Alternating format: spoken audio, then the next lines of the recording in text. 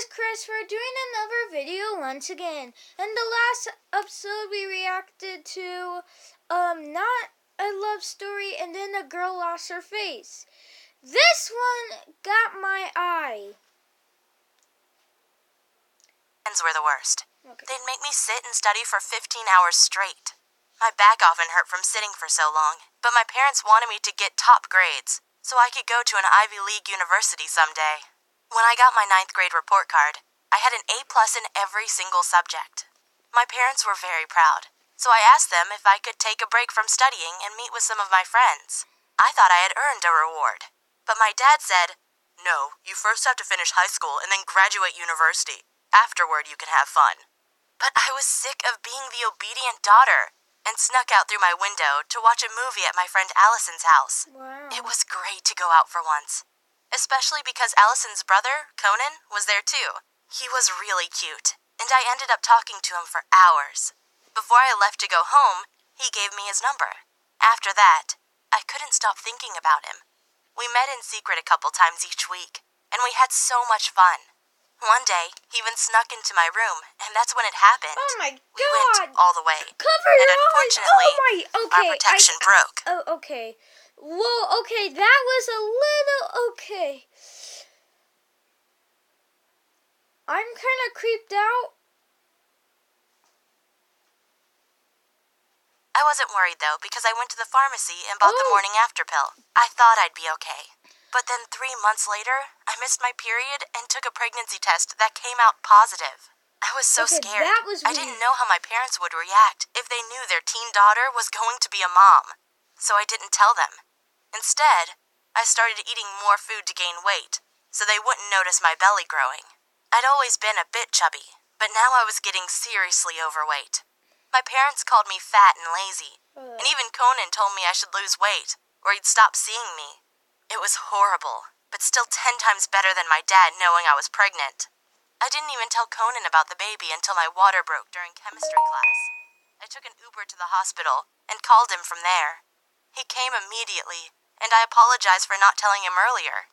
Conan was very understanding, so I asked him That's to call good. my parents and tell them about the baby. Oh my God, this tripod.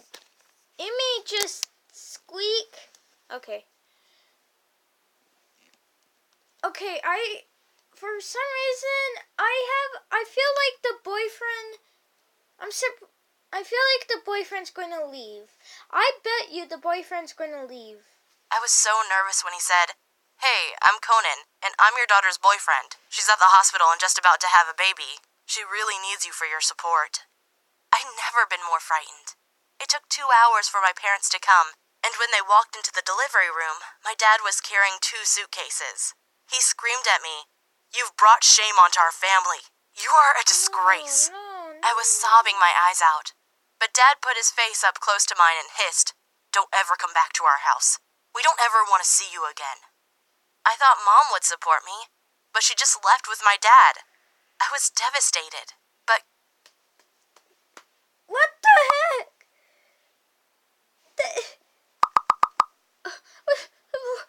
What? Conan hugged me and said I shouldn't worry. I could come live with him.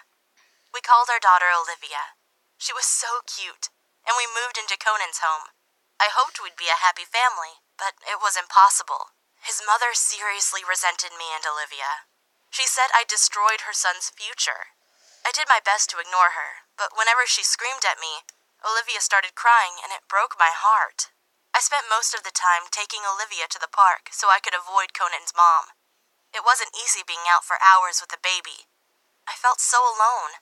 Conan continued going to school and claimed he had too much homework to do to help with our baby. I was overwhelmed and very angry at my parents. Why couldn't they support me? Then I could have at least gone back to school.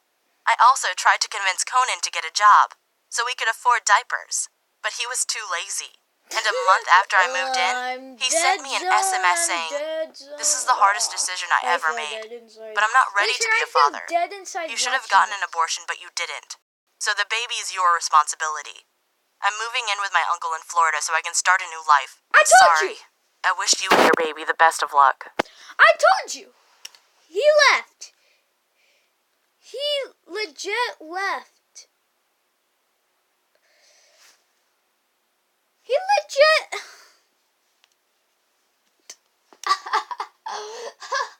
He legit left. I'm losing my sanity. I'm literally losing my sanity. I am turning insane. First, I had to deal with Rod's crap. Now I have to deal with Rod's crap again. Then I have to deal with Sandrina's crap. Then I have to deal with the share my story crap. Just, like, what? How hard is it to get?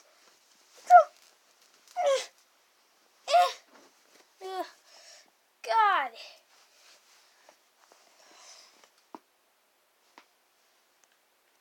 I really thought things couldn't get worse, but his mom blamed me for Conan moving away. When she heard he'd left, she screamed at me for hours, then kicked me out in the middle of the night. It was cold, and I had no money for a hotel. Because I had nowhere else to go, I went back to my parents' house. I rang the bell and my father answered the door. I said, "Dad, I've got nowhere to live, and no money. We need help." He just looked at me like I was dirt, and slammed the door in my face. What could I do? I didn't know where to go, and Olivia needed diapers and food. This is so stupid. I decided to break in through the window to my old room. After all, my parents never knew that's how I snuck out to meet Conan. When I got into my old room, I started crying. My parents had thrown out all of my things. My room was completely empty. Even the Not even a bed? bed to sleep in.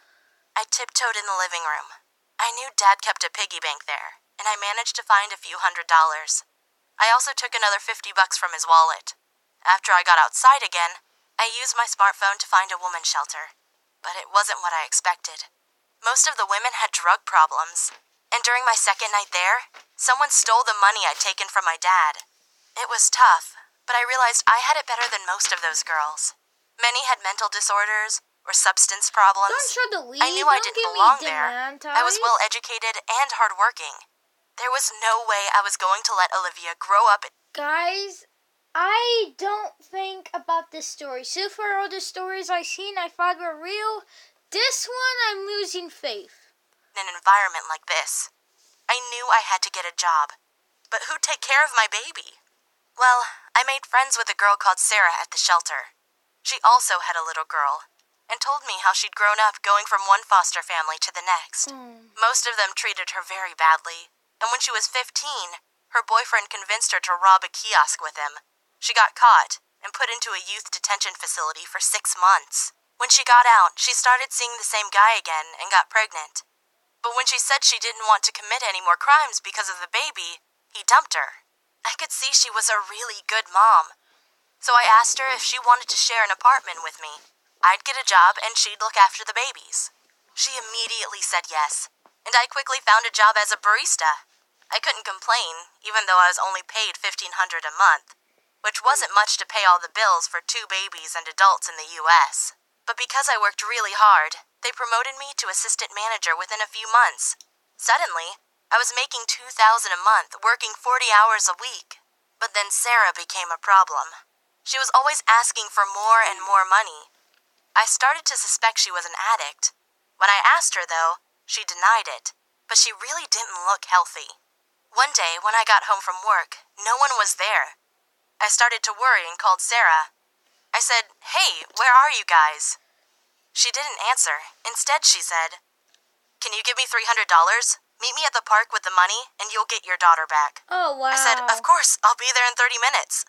I didn't have $300, so I had to overdraft my bank account. I didn't want to think about what would happen if I didn't give Sarah the money. She gave me back my daughter when I gave her the cash, but there was no way I could live with Sarah anymore. I found a new apartment and applied for a loan to help with childcare. I had a stable income now, so the bank gave me $10,000. It was enough to put my daughter into kindergarten. Suddenly, I was working 9 to 5, and I enrolled myself in an online university